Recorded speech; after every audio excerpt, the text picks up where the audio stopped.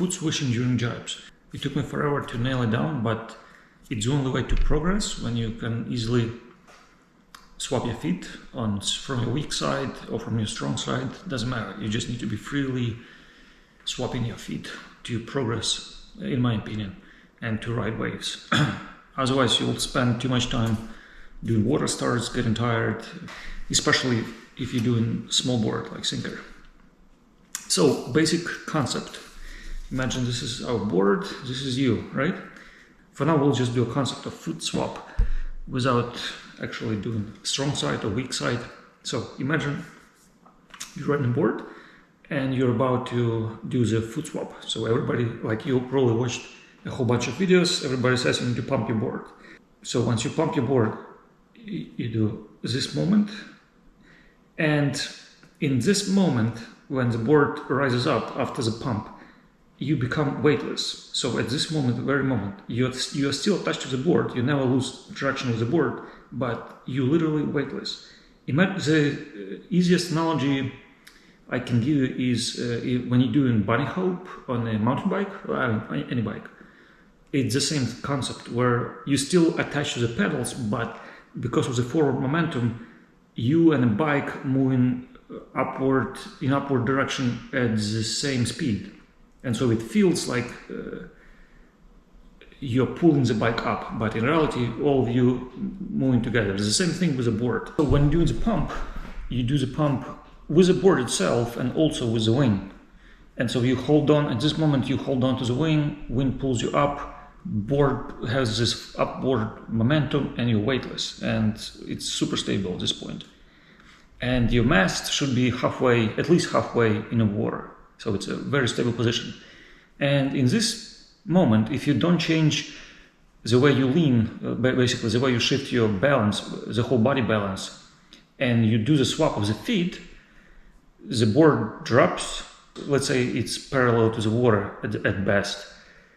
And because of this pump and parallel, it slows down pretty rapidly.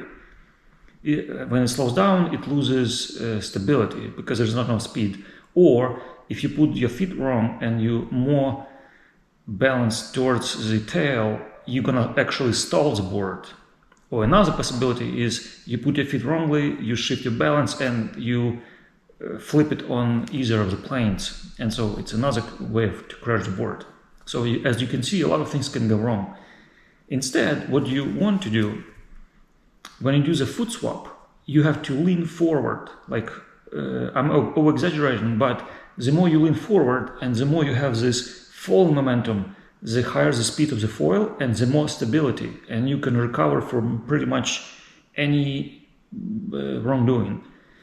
So ideally, what you would do, you pump, you weightless, you shift your feet on the way down and you lean forward. And at this position, you have downward momentum, gaining speed. So the board is super stable. And even if you put your feet in the wrong places, you don't have to move them because you have so much speed going down and the board is stable. You can just shift your body without moving the feet, shift your body weight roughly by leaning to correct any errors you have. So if you're going into this downward position, you can recover from, even if you put your feet in a completely wrong spot, you can still recover because you have enough speed. And the board is stable with the foil, so you can recover by moving your center of mass without swapping your feet. Most of the times, no matter how badly you put them, you can still recover because it's stable. And let me show you in video.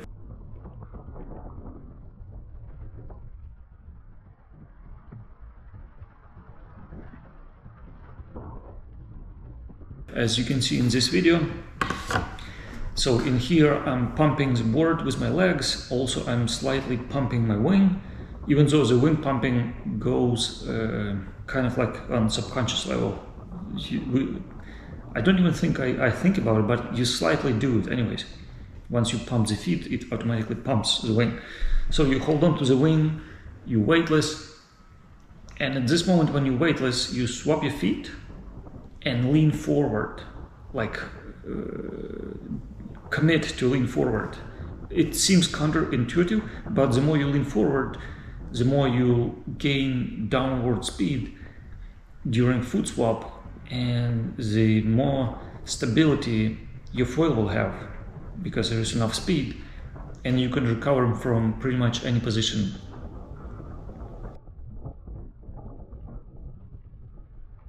Even if you put your feet in completely wrong spots, don't move them. You'll be able to recover by just counterbalancing your body weight.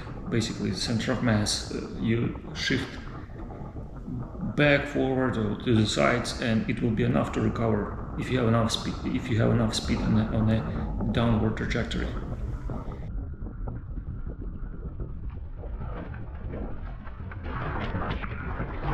The same concept applies on your strong side or weak side. It's the same thing. You just need to lean forward, commit to it. And the more you lean forward, the more it will work. I'll link the video where I saw this concept from kiting. I think it was kiteboarding progression video. I'll link. It was very good.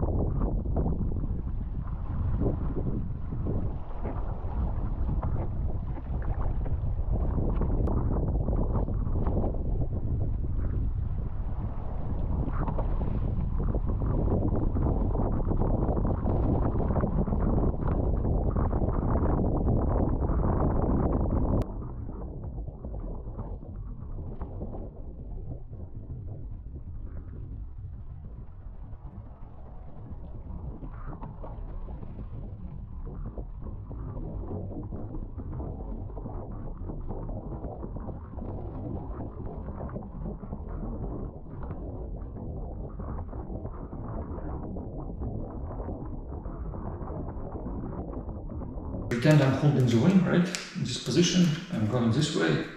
And before I do the swap, lean forward and do like this and remain in this position. You see, I'm leaning forward every step. Don't do like this. You need to stay lean forward. And this will give you this downward momentum with enough speed for the board. And the more you do it, the more sudden this move will become. And for any observer, it will look like you're swapping your feet, basically just standing on the board without any leaning. But in reality, your mass leans just enough to get that downward momentum. So for the outside observer, it looks like you're not doing anything special, but for you, it actually more like this every time you swap your feet. And this will help you to nail down all the foot swaps. Well, at least this helped me to probably nail down the foot swaps within a week.